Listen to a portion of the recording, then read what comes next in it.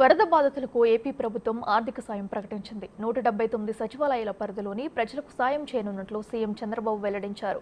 Ground floor సహా first, second ఫ్లోర్లో ఉన్న బాధితులకు సాయం అందిస్తున్నట్లు ప్రకటించారు. వరదల వల్ల నష్టపోయిన రైతులు, వ్యాపారులు, మత్స్యకారులకు ప్రత్యేక సాయం అందించనున్నట్లు తెలిపారు. పరిహారం అందే వరకు తాను రివ్యూ చేస్తానని, పూర్వస్థితి వచ్చే వరకు బాధితులకు అండగా ఉంటామని చంద్రబాబు హామీ ఇచ్చారు. ప్యాకేజీ కింద కూరగాయలన్నీ ఇచ్చాం.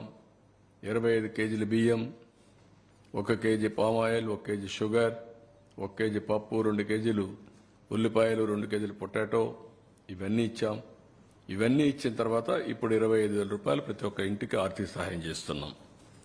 రెండోది, ఫస్ట్ ఫ్లోర్లో ఉండే అందరికీ ఒక 10,000 రూపాయలు ఆర్థిక సహాయం చేస్తున్నాం. అందరికీ irrespective.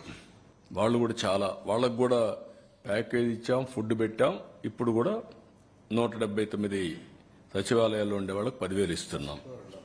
Other parts of the state ఎక్కడ ఇండ్లలో నీళ్లు వచ్చినా వాళ్ళకు కూడా 10,000 రూపాయలు ఇస్తున్నాం. యూనిఫామ్గా అన్ని దిక్కల్లో. అంతకుముందు 4,000 ఇచ్చేవాళ్ళు, లేకుంటే 2,000 ఇచ్చి పంపించేవాళ్ళు. క్యాంపులకు వస్తే వాళ్లకు 10,000 ఇస్తున్నాం. స్మాల్ ఎస్టాబ్లిష్మెంట్స్, కిరాణా షాపులు, చిన్న చిన్న టీ కొట్లు, ఇలాంటివన్నీ ఉంటే వాళ్ళందరికీ 25,000 రూపాయలు చొప్పున అందరికీ ఇస్తున్నాం. కాకుండా పుష్ కార్డ్స్, ఇల్లు పోతే ఇంటికి ఇస్తున్నాం. వాళ్ళందరికీ పుష్ కార్డ్స్ ఫ్రీగా కొని మళ్ళా సెట్ చేస్తున్నాం. ఎంత అయితే అంత, 20,000 అయితే 20,000 ఒక ఆధునికంగా మోడర్న్గా తయారు చేసి వాళ్ళందరికీ హ్యాండ్ ఓవర్ చేస్తాం. వ్యాపారాలు మళ్ళా పెట్టుకునేందుకు వాళ్ళకు ఉపయోగపడతాం.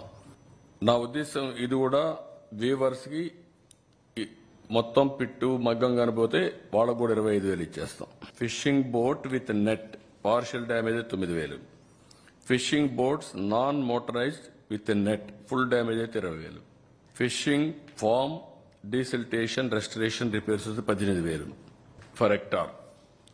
సెరికల్చర్కి bullocks 40,000. Livestock calves 25,000. Livestock sheep, గోట్కి 7,500. లైవ్ స్టాక్ పౌల్ట్రీ, బర్డ్కు 100 రూపాయలు. క్యాటిల్ షెడ్ డ్యామేజ్ అయితే 5,000. హెక్టార్కి 25,000, ఎకరాకు 10,000. కాటన్ 10,50,000 కోట్ల రూపాయల అప్పు, 1,00,000 కోట్ల రూపాయలు బిల్లు పే చేయాలి. ఇప్పుడు ఇక్కడికి వస్తే ఎంత నిర్లక్ష్యం అంటే 2,000 కోట్ల రూపాయలు అకౌంట్లో చూపిస్తున్నారు. 9 ఏళ్లలో ఖర్చు పెట్టేశారు. ఖర్చు పెట్టిన డబ్బుల్ని అకౌంట్ కూడా రాయలేని అసమర్థ ప్రభుత్వం. దొంగ లెక్కలు మాత్రం రాసుకున్నారు. నేను ఇంకా హార్ష్గా చెప్పాలంటే డిజాస్టర్ మేనేజ్మెంట్కి కెలామిటీ ఫండ్లో 2,000 కోట్ల రూపాయలు చూపిస్తుంది. 9,000 కోట్ల రూపాయలు 6 ఏళ్లలో వస్తే 6 ఏళ్లలో 9,000 కోట్లు అయిపోయింది. ఖర్చు పెట్టిన డబ్బుల్ని అకౌంట్లో చూపించలేదు. ఇప్పుడు దానికి మళ్ళా నేను సిఏజీకి రాస్తున్నాను. ఇది ఇప్పుడు పలానప్పుడు ఈ డబ్బులు పెట్టామని రాయమని ఈ లెటర్ ఒకటి సెంట్రల్ గవర్నమెంట్కి రాస్తున్నా. మళ్ళా నేను మా దగ్గర డబ్బులు లేవు,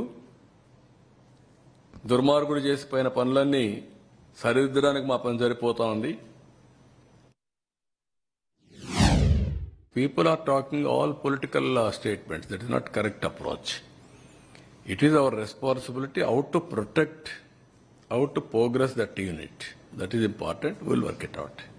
ఆయన ఒక జీవో ఇచ్చాడు. ఆయన ముఖాన్ని తగిలిస్తారు రాష్ట్రాన్ని తిప్పేదానికి. ఆ జీవో పెట్టి ముఖంలో తగిలిస్తే ఆ జీవోని కాకుండా ఏం అమలు చేస్తారో చెప్పాలంటే పని.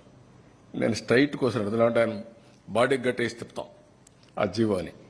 మీరు కూడా చదివితే మీకు కూడా ఒక ఐడియా వస్తుంది. అప్పుడు నేను చెప్తాను. ఇలాంటి నేరస్తులకి నేను చెప్పేది ఏంటంటే, బాబాయిని చంపి నారాసుర రక్త చరిత్ర పెట్టేసి తప్పించుకోవాలని ప్రయత్నం చేస్తే అన్నిటిని జరగవు. ఎన్ని తప్పుడు పనులన్నీ చేసి వేరే వాళ్ళ మీద దోసేయాలనుకుంటే జరగవు. ఆ రోజులు అయిపోయినాయి.